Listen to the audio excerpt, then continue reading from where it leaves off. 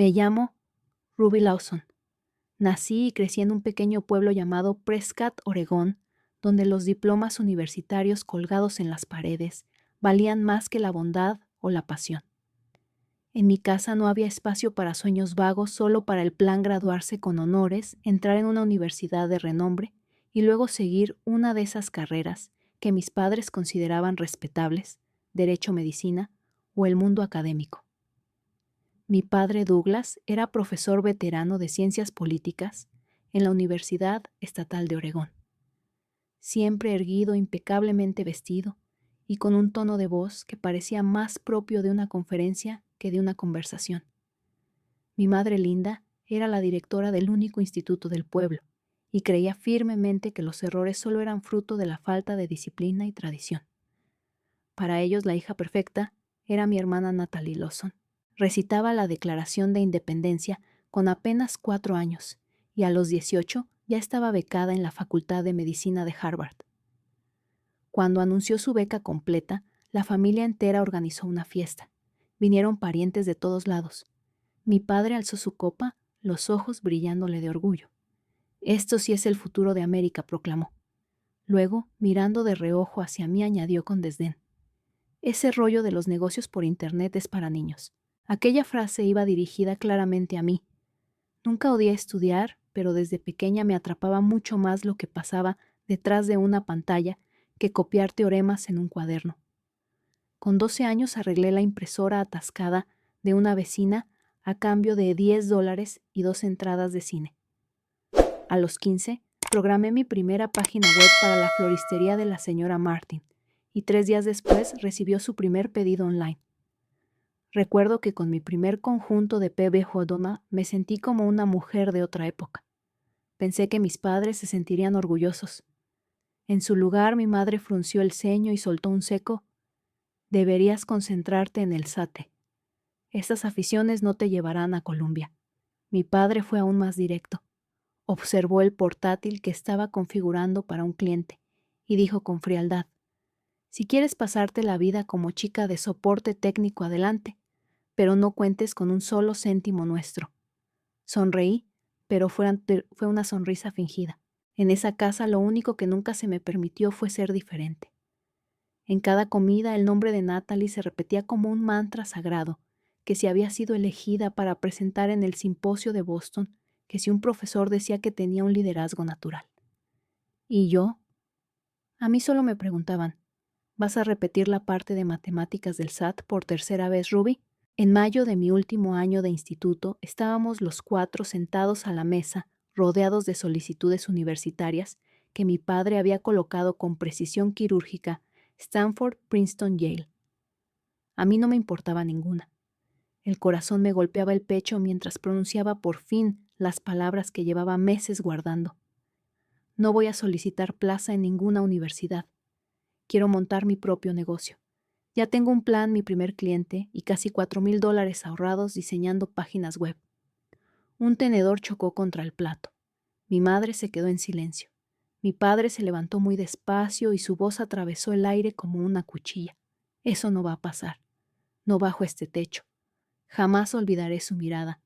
No era preocupación, era repulsión, como si acabara de decir algo indecente. No lloré. Me levanté en silencio, subí a mi habitación y empecé a planear mi huida. Haciendo la maleta una semana después, me marché de casa con 3 maletas, un portátil viejo y una determinación intacta. Nadie vino a despedirme. Nadie dijo: «Buena suerte». Estaban convencidos de que volvería arrastrándome avergonzada, pidiendo perdón. Mi primer piso estaba en un tercer piso sin ascensor, en un edificio destartalado a las afueras de Portland.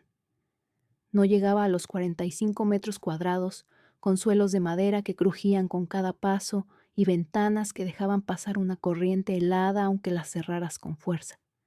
Pero era el primer espacio que podía llamar mío. La cocina era tan estrecha que podía tocar ambas paredes con los brazos extendidos. Coloqué una mesa de madera de segunda mano bajo el único enchufe del salón y lo convertí en mi oficina improvisada. Cada mañana preparaba café con una cafetera de goteo descolorida y empezaba a trabajar antes del amanecer hasta que las farolas del exterior se encendían. No había sueldo ni expectativas familiares. Solo estaba yo y una idea sencilla: ayudar a artesanos locales a vender sus productos online. Llamé a la plataforma Rusty Cart.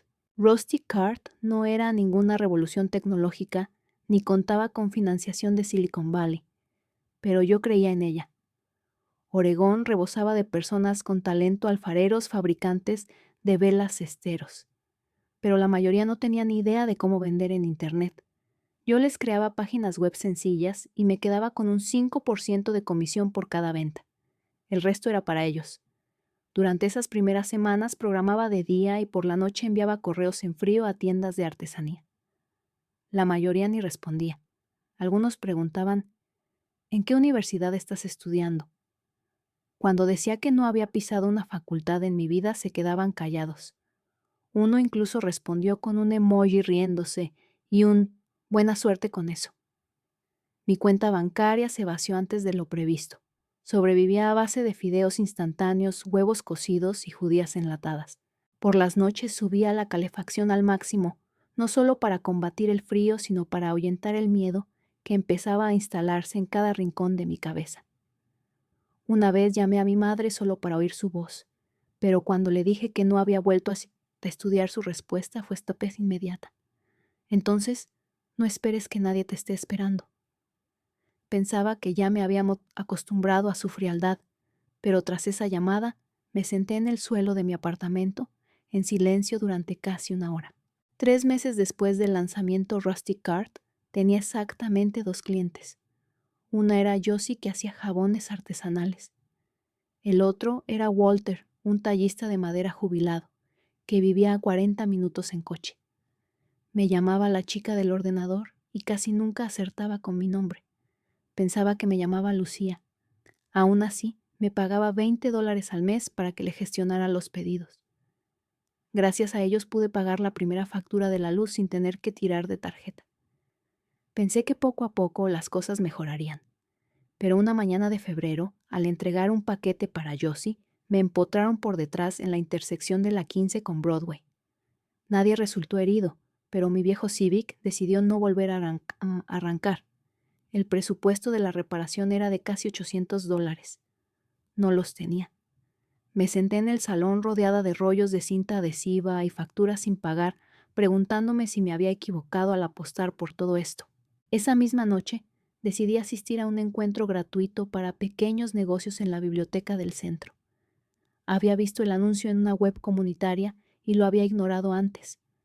No sabía muy bien qué buscaba, quizás solo la sensación de estar en una sala llena de gente que, como yo, luchaba cada día por no rendirse. Allí conocí a Marca Bennett, una mujer de unos 50, con el pelo plateado, recogido en un moño impecable, ropa sencilla y unos ojos que lo veían todo. Era la fundadora de Ledgerflow, una empresa de software contable para pequeños negocios, y estaba dando una charla sobre cómo escalar un producto. Al terminar el turno de preguntas, esperé a que la sala se vaciara. Me acerqué nerviosa y le tendí mi tarjeta de visita hecha a mano a punto de dejarla caer. Soy Ruby. Tengo una pequeña plataforma para ayudar a artesanos a vender online, sin títulos, sin inversión, pero con clientes reales y algo de ingresos, aunque sean modestos. Marca se quedó en silencio unos segundos. Luego sonrió y me tendió la mano. ¿Tienes datos de clientes?, preguntó. Asentí, abrí el portátil y le enseñé mis gráficos de pedidos y crecimiento. Eran humildes pero consistentes. Ella revisó algunas hojas de cálculo, luego levantó la vista y dijo: no necesitas más vendedores individuales. Necesitas clientes B2B. La miré sin terminar de entender. En lugar de vender una pastilla de jabón cada vez, ¿por qué no ofreces tu software de gestión de pedidos a 50 tiendas de artesanía?, dijo Marcia con una calma estratégica. Es el mismo objetivo ayudarles, pero a una escala mayor y con mucho más valor. Tenías el modelo, solo había que reestructurarlo. Charlamos hasta casi las 10 de la noche. Al regresar, a pesar del dolor punzante en la pierna por el accidente de esa mañana, me sentía ligera, como si una puerta se hubiese abierto y esta vez estaba dispuesta a cruzarla. Después de esa reunión, rebauticé la empresa Craft Logic Solutions. El nombre anterior sonaba ingenuo como de otra vida. Bajo su mentoría dejé atrás la plataforma de venta directa al consumidor y enfoqué todos mis esfuerzos en desarrollar un software de gestión de cadena de suministro específicamente diseñado para negocios artesanales pequeños y medianos. Un nicho que nadie estaba abordando de forma seria. Durante el primer mes tras el giro, dormí una media de 3 horas por noche. Reescribí todo el sistema con un nuevo framework y lancé una campaña de correo electrónico dirigida a tiendas independientes por toda la costa oeste. Cada nuevo contrato ayudaba a pagar la reparación de mi coche, a cubrir los costes de hosting y con suerte contratar a alguien. Fue así como conocí a Jared, un estudiante de diseño UX, en un encuentro local de tecnología. Trabajábamos desde mi piso, usábamos cajas de fideos instantáneos como mesas improvisadas y colgamos una pizarra en la puerta del frigorífico. Era precario, pero en ese rincón desordenado, Craft Logic empezó a tomar forma real. Hacia el otoño, después de más de 100 llamadas en frío ignoradas, recibí un correo inesperado del departamento de operaciones de una cadena de muebles artesanales llamada Maple & Sage. Tenían 36 tiendas repartidas en 6 estados y seguían usando un sistema de gestión de principios de los 2000. El mensaje era escueto directo. Su software permite controlar inventario por ubicación. Envíenos una demo. Leí ese correo al menos 10 veces. Tras 5 días sin dormir, Jared y yo construimos una demo en vivo que simulaba la gestión de inventario y pedidos en múltiples sedes, con un panel limpio, navegación fluida y alertas inteligentes. Cuando Rebecca Tran llamó, no dudó. Necesitamos este sistema funcionando en 60 días. ¿Puedes hacerlo? Miré a Jared. Me levantó el pulgar. Sí, respondí, pero necesito reunirme con vuestro equipo técnico para integrar APIs de contabilidad y logística. ¿Dónde tenéis la oficina?, preguntó. Tragué saliva. Somos remotos por ahora, pero puedo volar a vuestra sede en Denver cuando queráis. Esa reunión fue también la primera vez que entraba en una oficina de verdad moqueta impoluta, café automático, silencio productivo. Llevaba una americana prestada y unos zapatos con el desgaste justo para contar historias. Aún así, me mantuve firme. Respondí cada pregunta técnica con la seguridad que solo se gana programando hasta el amanecer en un portátil maltrecho. Firmamos por $420,000, con $150,000 por adelantado, para iniciar la implementación. No lloré. En el taxi de vuelta al hotel me quedé inmóvil mirando por la ventanilla abrazada a mi mochila, como si dentro llevase el inicio de una nueva vida. Desde ese instante todo cambió.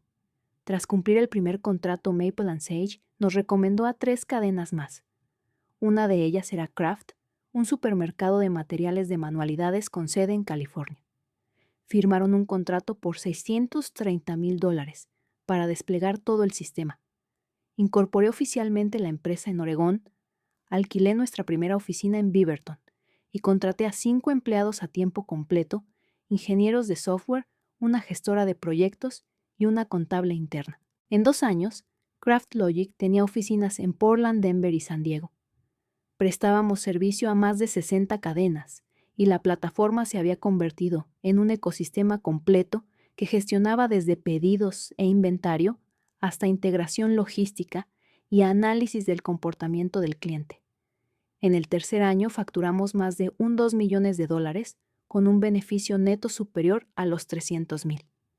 En el cuarto me invitaron a hablar en la Women in Tech West Coast Conference, donde compartí cómo herramientas simples podían transformar industrias enteras. Tras la ponencia, un hombre de mediana edad se acercó con paso seguro y me entregó su tarjeta con ambas manos. Soy Michael Davis, director de estrategia en Bright Access Ventures. Llevamos siguiendo a Craft Logic desde principios de año. Si estás abierta a hablar de una adquisición, tenemos una propuesta. Le sonreí y acepté la tarjeta, pero no prometí nada. Recibí 3 ofertas más para comprar la empresa. La más alta valoraba Craft Logic en $36 millones. A todo el equipo se le quedó la cara desencajada. Jared soltó sin pensar. Si decides vender, me alegraré por ti. Pero por favor no lo hagas. Aún no hemos terminado. Levanté la vista hacia el plan de desarrollo clavado en la pared de la sala de reuniones. Usábamos post-its de colores para seguir la evolución de cada módulo. Sabía con precisión dónde estábamos y lo que aún nos quedaba por construir. Rechacé las 3 propuestas, no porque el dinero no fuera tentador, sino porque CraftLogic no era solo una empresa, era la prueba de que el camino que elegí no estaba equivocado. Era el mismo camino que mi familia repudió por completo. Vender ahora habría sido como volver a aquella cena familiar, mordiéndome la lengua bajo sus miradas cargadas de juicio, asintiendo en silencio como si les diera la razón. Aunque la empresa florecía, mantenía una vida personal deliberadamente modesta. Seguía conduciendo mi viejo Subaru, vivía en un piso de 2 habitaciones en Beaverton, y cuando alguien me preguntaba a qué me dedicaba, respondía simplemente: desarrollo herramientas digitales para tiendas de artesanía. Mi familia previsibles, como siempre, solo se acordaban de mí cuando tocaba hablar de fracasos. Mi madre seguía llamando una vez al mes, no para saber cómo estaba, sino para contarme que Natalie había sido nombrada jefa de residentes en un hospital de Seattle o que su marido acababa de publicar otro artículo en una revista científica. Yo aprendí a sonreír en silencio, pero todo cambió el día que mi padre Douglas fue despedido tras 28 años enseñando ciencias políticas en la Universidad Estatal de Oregón. Unos recortes presupuestarios eliminaron su departamento. Con 61 años se quedó de golpe sin ingresos. Una semana más tarde, a mi madre le diagnosticaron un trastorno autoinmune de tiroides que requería medicación especializada no cubierta por el seguro. Cuando Natalie se enteró, su respuesta fue tan fría como inmediata. Estoy desbordada en el hospital. No puedo hacer nada. Me quedé en silencio sentado en mi despacho, mirando el extracto bancario que mi madre envió por error a una antigua cuenta de correo que aún conservaba. Una línea me saltó a los ojos.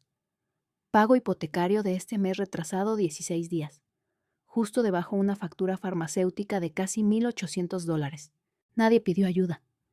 Quizás aún creían que yo malvivía demasiado terca para volver a estudiar, pero sabía que si nadie intervenía, perderían la casa.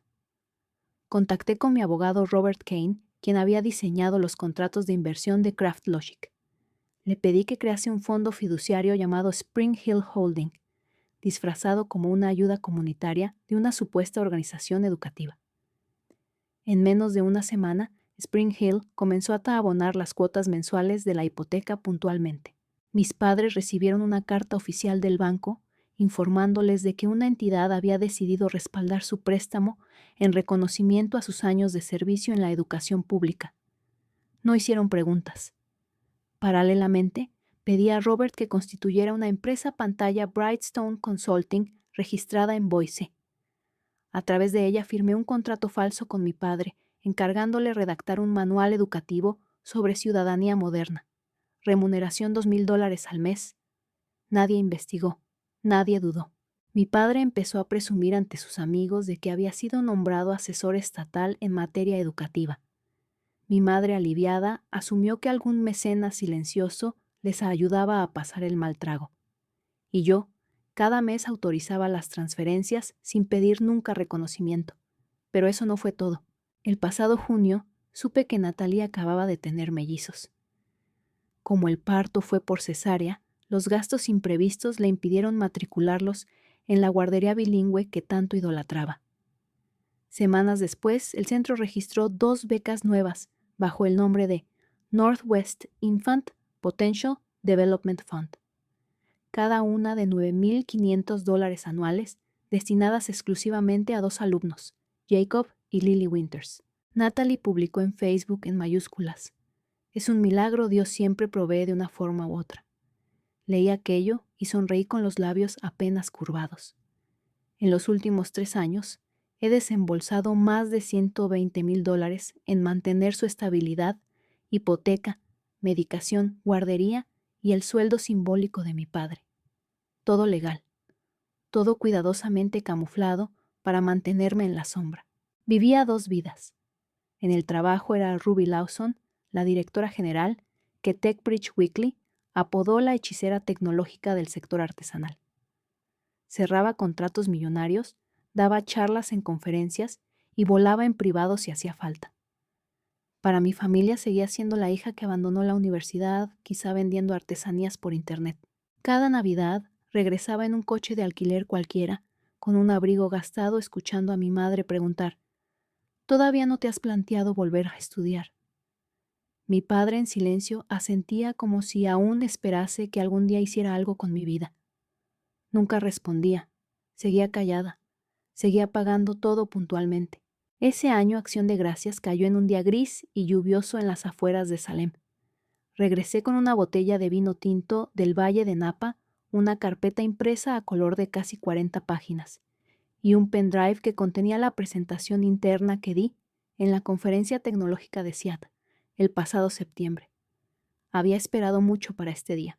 Al entrar en la casa, mi madre linda colocaba el relleno en fuentes de cerámica, manteniendo esa actitud de estar siempre ocupada, que no abandonaba nunca. Mi padre Douglas seguía en su sillón el suplemento económico del periódico extendido sobre las piernas, saludándome con un leve gesto de cabeza. Natalie bajó las escaleras vestida como si fuera portada de una revista médica de estilo de vida. Su marido la seguía sonriendo como si todo aquello le perteneciera. Yo también sonreí, porque esta vez por fin traía algo más que silencios. Matthew acababa de desabrochar a los gemelos de sus asientos elevadores cuando susurró: que no toquen el portátil raro de la tía Ruby. Otra vez nadie quiere que su hijo aprenda a programar con 3 años. No respondí. Solo esbocé una sonrisa leve. La cena comenzó puntualmente a las 6 como siempre. Mi madre alzó la copa con su clásico brindis por la salud y la unidad familiar. Después, como de costumbre, fue mi padre quien se levantó para dedicar unas palabras. Un discurso de 3 minutos ensalzando los logros de Natalie en el campo de la medicina, lo afortunados que éramos por tener a Matthew un yerno ejemplar que valoraba el conocimiento, y lo emocionante que era ver cómo los nietos superaban cada hito del desarrollo. Ni una sola mención a mí.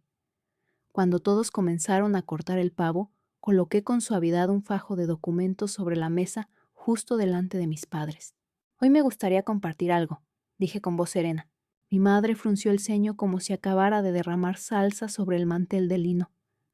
Natalie miró los papeles, los labios apretados con desconfianza. Saqué una hoja del montón y la desplegué. Era una portada del Tech Bridge Weekly en la que aparecía yo sonriendo raramente.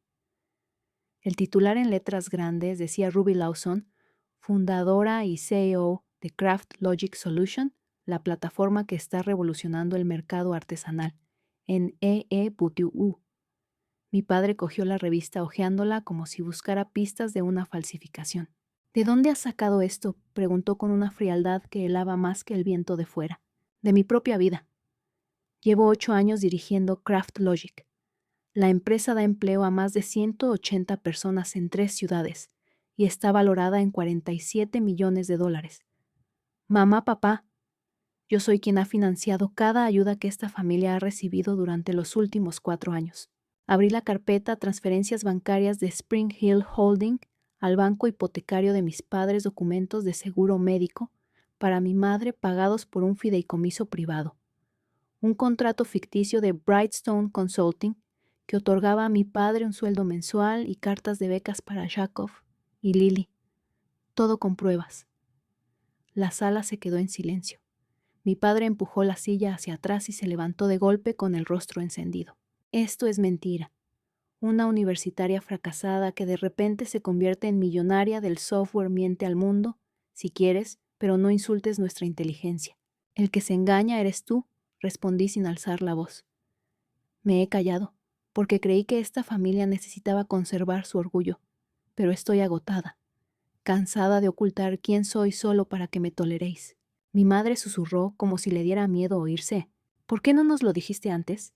Porque cada vez que hablaba me mirabais como si no perteneciera.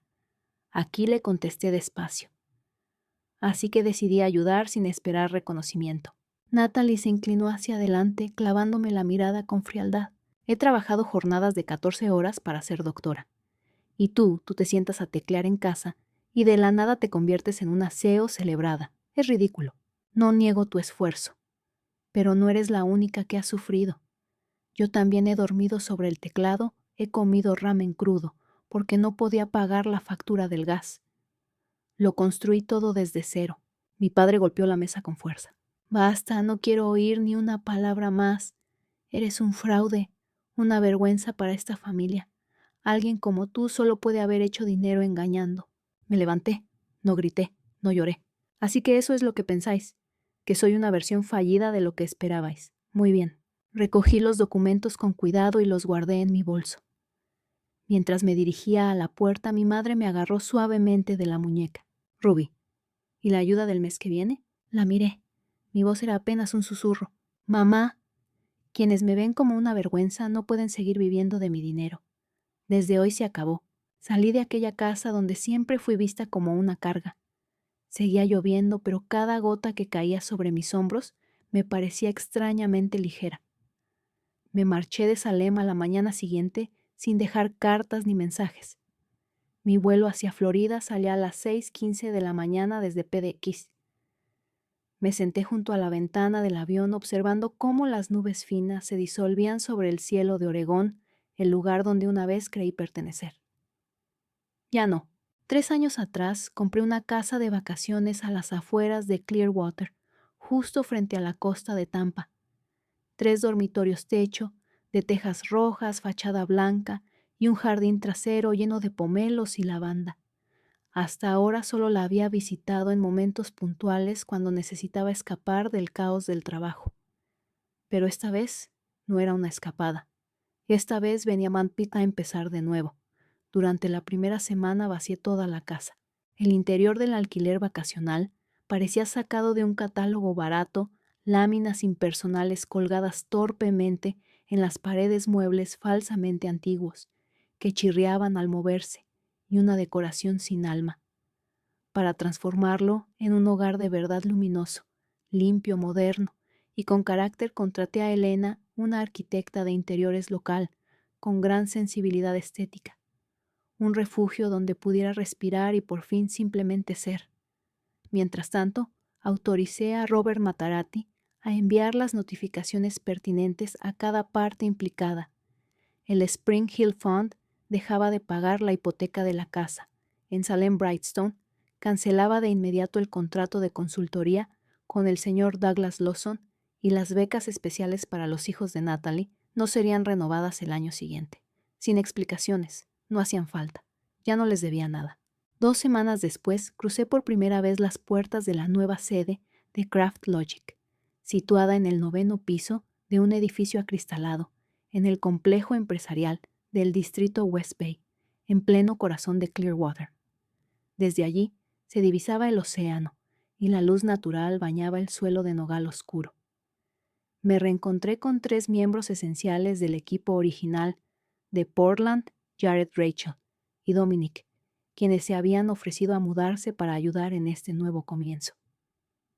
¿Vamos a reiniciar todo desde cero?, preguntó Rachel en nuestra primera reunión. Así es, respondí. Nada de anonimato, nada de dobles vidas.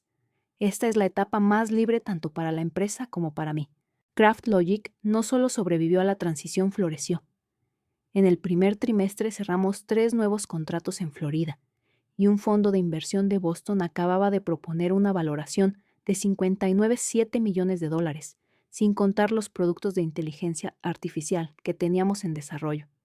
Ya no llevaba vaqueros baratos para parecer humilde, ni escondía mi smartwatch bajo las mangas. No necesitaba fracasar en apariencia para ser perdonada temporalmente por ser diferente. Yo era la CEO, la fundadora. Era Ruby Lawson sin máscaras. Empecé a involucrarme en la comunidad empresarial local. Un viernes por la tarde, en un evento de networking de Women in Tech, en Florida, conocí a Caleb Meyer, un consultor especializado en transformación digital para ONG. Su sonrisa era cálida y su apretón de manos transmitía confianza, como si ya nos conociéramos de antes. Charlamos sobre cómo la tecnología puede conectar a jóvenes emprendedores de zonas rurales y acabamos hablando del mero al vapor de un restaurante tailandés cercano. 3 semanas después cenamos por tercera vez. Esta vez no se mencionó el trabajo. Paseamos descalzos por la playa bajo las estrellas, compartiendo unos auriculares mientras sonaban nuestras canciones favoritas de adolescencia. No tuve que explicar a qué se dedicaba mi empresa, ni esquivar preguntas sobre dinero. Eres la única persona que conozco que ha creado una compañía entera y ha logrado mantenerla en secreto, dijo Caleb mientras estábamos sentados en el porche escuchando las olas. Solté una risa suave, tal vez porque antes pensaba que si lo sabían intentarían convertirme en otra persona. Y ahora si alguien no puede aceptar quién soy realmente, simplemente no tiene sitio en mi vida. Chocamos suavemente nuestros cócteles de menta y piña como un pacto silencioso sin condiciones. Aún recuerdo aquella última cena en casa de mis padres, cada comentario envenenado, cada mirada condescendiente. Pero ya no dejo que esos recuerdos me carcoman. Los utilizo como vara de medir. Cada día que vivo con autenticidad es un día ganado. Empecé a pensar en gente como yo, jóvenes con grandes ideas pero sin títulos universitarios. No todo el mundo puede pasar años luchando en la sombra como yo lo hice, y no todos tienen la suerte de cruzarse con alguien como Marsha Bennett en el momento justo. Por eso creé la Fundación Ruby y su primer programa Forge Forward Grant, un fondo de apoyo económico y mentoría para jóvenes fundadores sin estudios superiores, pero con proyectos prometedores. No preguntábamos dónde habían estudiado, solo queríamos saber qué querían construir y por qué. El anuncio del fondo se hizo en un pequeño auditorio del Tech Hub de Clearwater, bajo el sol templado de abril y el aroma del café recién molido del puesto de la esquina. Subí al escenario sin papeles ni teleprompter, solo yo.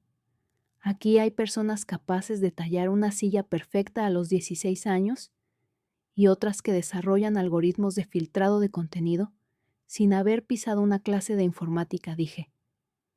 Si les negamos oportunidades por no tener un diploma, los que fallamos somos nosotros. Recibimos casi 500 solicitudes en apenas 6 semanas.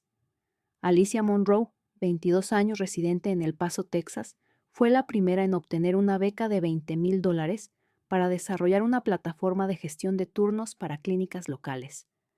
Lloró durante nuestra primera videollamada.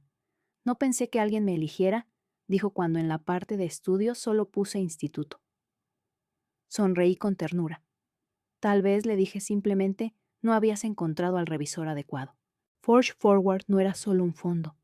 Era mi respuesta más íntima a esa versión de mí, con 19 años acurrucada en un apartamento de 40 metros cuadrados, deseando que alguien creyera en ella. Una tarde de junio, mientras regaba la lavanda en el jardín, sonó el móvil. En la pantalla aparecía Natalie. Estuve a punto de dejarlo ir al buzón de voz. Pero contesté. «Soy yo», dijo ella. Su voz ya no sonaba dura, sino más baja, con un leve temblor. «¿Cómo estás?» «Estoy bien». El silencio se alargó tanto que llegué a oír el viento al otro lado de la línea. «No llamo para pedir nada. Solo quería darte las gracias. Por todo. Y lo siento. No un lo siento genérico. Uno real. Lo siento por no haberte visto». No supe qué responder. Entré en la cocina, me serví un vaso de agua y sentí que mi propia voz se hacía pequeña. «Gracias por llamar». Después de aquella llamada no abrí todas las puertas, pero empecé a responder algunos mensajes, a preguntar por la salud de los niños, a felicitar cumpleaños. Deseaba lo mejor para Matthew, aunque desde una distancia segura, hasta que un domingo por la mañana recibí un sobre escrito a mano. El remitente, Douglas Lawson. La caligrafía inclinada hacia la izquierda era tan nítida y reconocible como los comentarios que solía anotar en los ensayos de sus alumnos. No sé por dónde empezar, así que iré al grano. Me equivoqué. Me equivoqué al pensar que solo hay una forma de alcanzar el éxito. Me equivoqué al dejar que el orgullo me cegara ante tu esfuerzo. Aquella noche en la cena, cuando dijiste la verdad, me desmoroné. No porque hicieras algo mal, sino porque entendí de golpe que ya no era el hombre que tú necesitabas. Si decides no perdonarme, lo entenderé. Solo quería que supieras que me siento orgulloso. Leí la carta una decena de veces. No se me escapó ni una lágrima, pero algo se me cerró en la garganta, un nudo de esos que no sabes si son tristeza o liberación. No llamé de inmediato. Unos días después envié una postal desde Sarasota. Gracias por escribir. Estoy construyendo la vida con la que siempre soñé. Si quieres formar parte de ella, solo hay una condición: respeto. No volví al espejismo de la familia ideal que una vez imaginé, pero les di otra oportunidad, esta vez bajo mis propias reglas. Durante una cena informal con la comunidad de emprendedoras de Tampa, compartí mi historia, sin adornos ni dramatismos. Simplemente conté que a veces lo más valiente que puedes hacer es dejar de mendigar amor a quienes se niegan a verte de verdad. La sala quedó en silencio por un momento, luego estalló en aplausos. Fue ahí cuando entendí que no solo estaba sanando, estaba encendiendo algo. Una tarde cálida de principios de verano, leía el periódico en el porche trasero cuando sonó el móvil. En la pantalla, llamada desde línea fija. Sale Moore. Estuve a punto de dejar que saltara el buzón de voz como tantas veces antes, pero algo en el estómago me dijo que contestara. Una voz suave midiendo cada palabra habló. «Soy mamá. Linda». No respondí. Ella respiró hondo. «Tu padre y yo estamos pensando en ir a Florida el mes que viene. Quisiéramos verte». Una frase tan ligera como la brisa, pero cada palabra me pesó en el pecho. 2 años atrás me llamaron deshonra y ahora querían verme. No por dinero, no por salud, solo por verme. «¿En qué condición queréis verme?», pregunté con la serenidad de quien ya no se rompe. ¿Como la hija que echasteis de casa o como la directora general que ya nadie puede ignorar? Como mi hija, si tú lo permites. No respondí aquel día, no porque no supiera qué decir, sino porque necesitaba preguntarme a mí misma si aún había algo que necesitara de ese encuentro.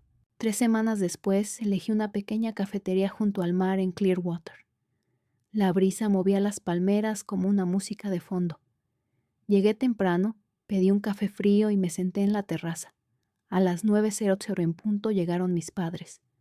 Douglas caminaba más despacio de lo que recordaba, casi todo su cabello era blanco. Mamá llevaba un vestido beige con flores, el rostro más blando menos férreo. Se sentaron. El silencio duró casi 1 minuto. No estaba nerviosa. El corazón ya no se me encogía. Estaba allí firme como el agua quieta de la bahía. Fue mi padre quien rompió el silencio. «Leí tu entrevista en Founders Weekly. Lo que has construido es admirable». Asentí sin sonreír. «Gracias». Mamá apoyó la mano suavemente sobre la mesa.